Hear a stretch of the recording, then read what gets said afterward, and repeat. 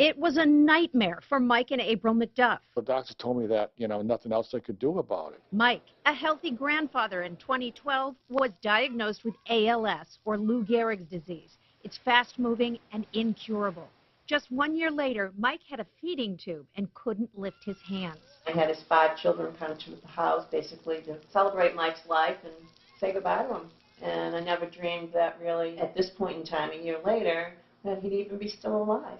Alive and improving every day thanks to this, a component of soybeans called Lunazynę.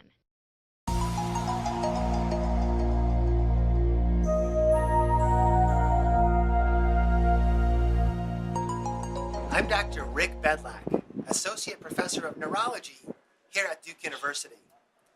In my 15 years as director of the Duke ALS Clinic, I've seen more than 2,000 patients and families with this disease.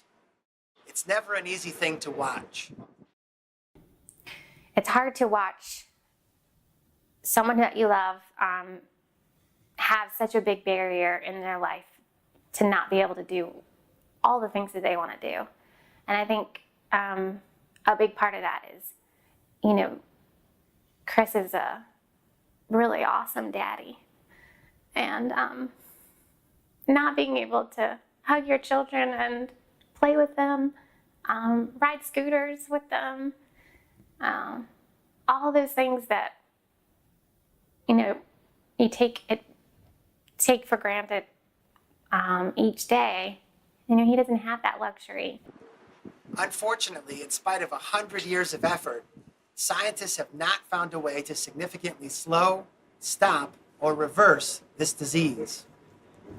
It's therefore not surprising that patients with ALS often turn to the internet to seek out alternative treatments. Patients and families want to believe that there's something better out there. A Google search for ALS treatment reveals more than 100 million hits. Things like acupuncture, bee venom, cannabis, coconut oil, vitamins, supplements, and even fecal transplants. Many of these are alternative treatments that are claimed to be clinically proven and perfectly safe. How can we, as clinicians and scientists, help patients and families separate good internet information from bad and make more informed decisions about alternative therapies? In 2009, I started a program called ALS-Untangled to do just that. ALS-Untangled is a program that scientifically reviews alternative treatments for ALS.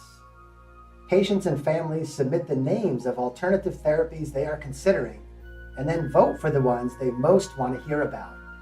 Our large international team grades each therapy on the plausibility of its mechanism, the strength of its preclinical and clinical data, and its risks and costs.